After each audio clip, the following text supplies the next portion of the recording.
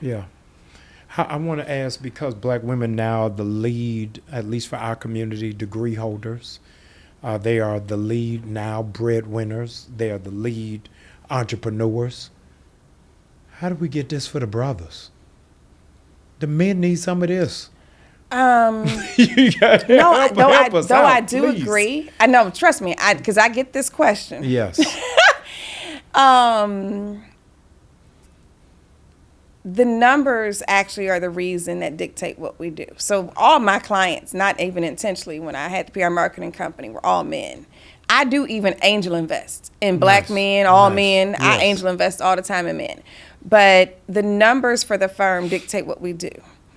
Our numbers are actually still behind yours in entrepreneurship. Wow. Yes, we're founding more than the men, but we are still funded less. Okay. Because there is still an element of the boys club. Oh, yes. So now that's a real thing. It is. Yeah. So there's definitely still more funding. We haven't caught up even with y'all yet. Okay. On that side, because you're correct with the degrees, with the board seats, with all this other stuff. Right. Yes.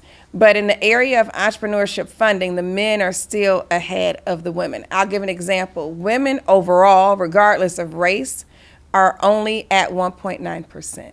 No way. Yes way. So that means the other 98% has gone to men. And mind you, it's probably not black men, but their percent is still higher than the women. No, that's incredible. It is. How do you maintain the balance of now becoming a public figure while doing private business?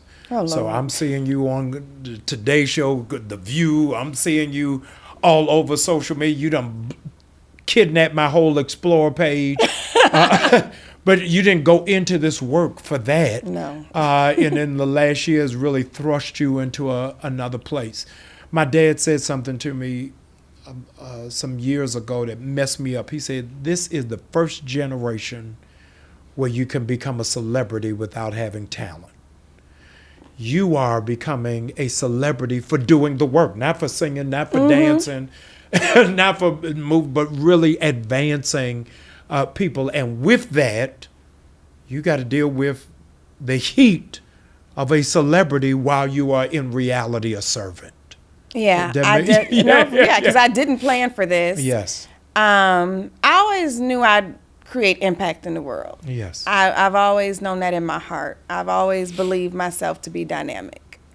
But I think it's no different than when you gave the Rosa Parks example. Yeah. Where if she wanted to go to the president's inauguration, she's going to get the same tickets as Aretha Franklin. Right.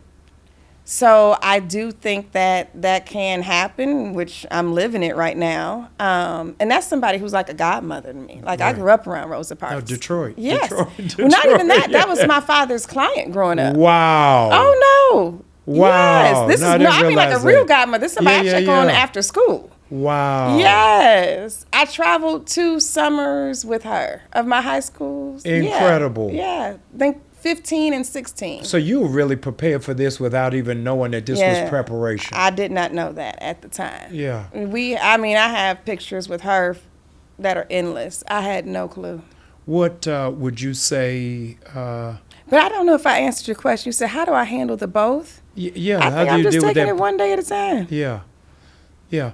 What do you see as next? Because now people who are not really looking at diversity, equity, and inclusion are now seeing it amplified with President Day at Harvard.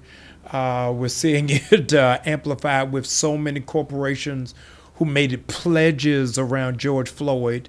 And immediately after it was no longer regulated, they pulled it back the next day within 24 hours. Oh, it's a mess. Yeah, how do we keep that high beam focus on?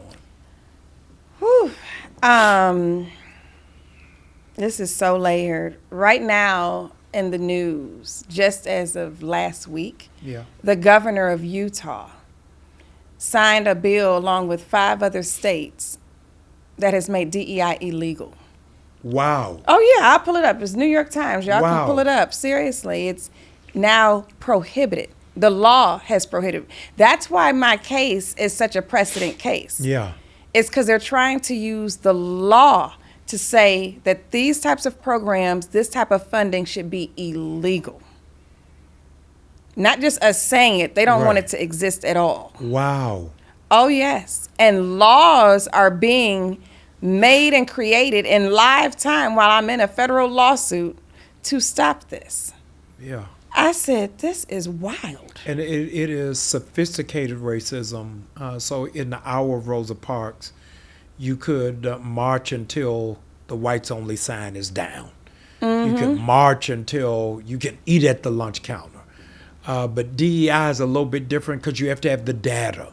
You got to be able to prove it. And so it is harder to get people mobilized around it because they're saying, I got a job. It is. Yeah, there is a lack of momentum. Yes. Because I said, oh, God, if these people don't wake up, they're trying to make this illegal. Right. Some people, they may say they have a job, but they may not even know they're the minority mandate at their job. Wow. They were hired because of DEI. Right. And they may not even know it. Yeah. So it's very loaded. Right now, people have got to be intentional with their legislation, their legislators holding them accountable. It's that serious. People need to be writing into their Congress people saying we need policies to protect our access to capital because y'all are trying to take it away. It has been proven in studies that when you don't have an emphasis on race-conscious things, then race, especially ours, gets left behind. That's powerful. I went to court with you a couple of months ago in Atlanta. I was sitting beside Reverend Sharpton. And Reverend Sharpton leaned over to me and said, every head of every major civil rights organization should be here. Oh, yeah. That this is the most critical court case of this generation. And people don't even realize what really is at stake. I want you to tell, what's at stake? Everything. Yeah. It is. And I really need everybody watching to make sure you share this video, show this with your friends. Yeah. We got to get the awareness out. Contracts are at stake. Jobs are at stake. Yeah. Education is at stake. HBCUs are at stake because that's race conscious. Anything that's race conscious is at stake. Yeah. Anything designed for black people is at stake. Anything designed for brown people is at stake. Anything gender specific is at stake. Anything even, religious specific is at stake. They are trying to dictate, and with the preliminary injunction, how we allocate our foundation dollars. Wow. Yes. Wow, I didn't realize it went that deep. Yeah, so that's why on our amicus brief, which just so you guys know, because trust me, I'm learning all this stuff at the same time y'all are. Right. Amicus briefs are documents people can provide in support of our argument, organizations. So the Ford Foundation and all the big foundations stepped up to send papers to say, nope, y'all can't do this. This is wrong. We had 19 attorney generals step up and say, we have got to ask for this case to be dismissed. We have had about 1,000 papers of people writing in for amicus briefs to the court saying, y'all need to stop this. It is so much at stake here. But anything race conscious. Right after my suit happened, the government stopped their 8A program. You can even look it up. I'm filed on August 2nd. Hold on, let's do remedial summer school real quick. Tell everybody what the AA is. Oh, yes. I got you. The SBA 8A program, it is a minority certification program. So say if you are black or brown or female and have a business and you want to get government contracts and government money, it goes through the 8A program. Yes. So on August 2nd, me and all my companies are sued. Now, mind you, it was a sunny day in Atlanta. I found out in the news we had a federal lawsuit. No way. Oh, no, I was blindsided. No way. Yeah, I'm seeing in the news we got a lawsuit. I thought it was a hoax. I said, no, we don't. Yeah. So then I told my staff, well, look it up. I said, if it's a federal lawsuit, it's got to be public. Right. Well, they found it, and I was like, Ben Crump, everybody else started calling on speed dial. I said, hey, I need some help. Right. So we're sued August 2nd. By August 3rd, the article reads, the SBA 8A program is paused. I said, the government? They operated out of fear. Yeah. They even said, we don't have the money to fight lawsuits the way you guys do as private entities. I said, well, shoot, you got more cash than me right now. Let me know what's going on. Right. But people just started backtracking their programs out of fear. So on that date, the minority certifications got paused. People who were filing for them couldn't get them. The minority grants got stopped. All this was happening at the government. It was nuts. I was like, what?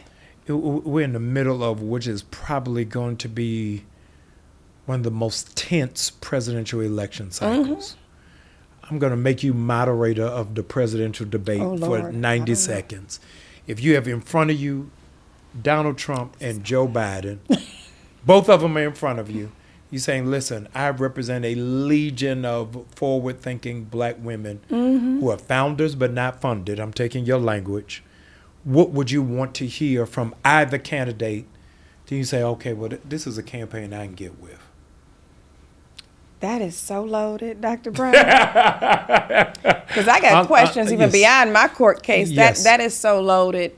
But on this subject, I'm in court right now according to constitutional law of Section 1981 of the Civil Rights Act of 1866. Wow. So slavery was abolished in 1865. Exactly. When I saw the court papers, I thought only civil rights act I knew of was Dr. King in 64. Right. So I said, is this another hoax? Right. Then I looked it up, and that law states that anybody non-white can now enter into contracts.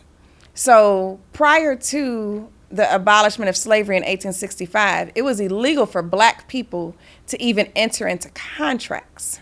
No way.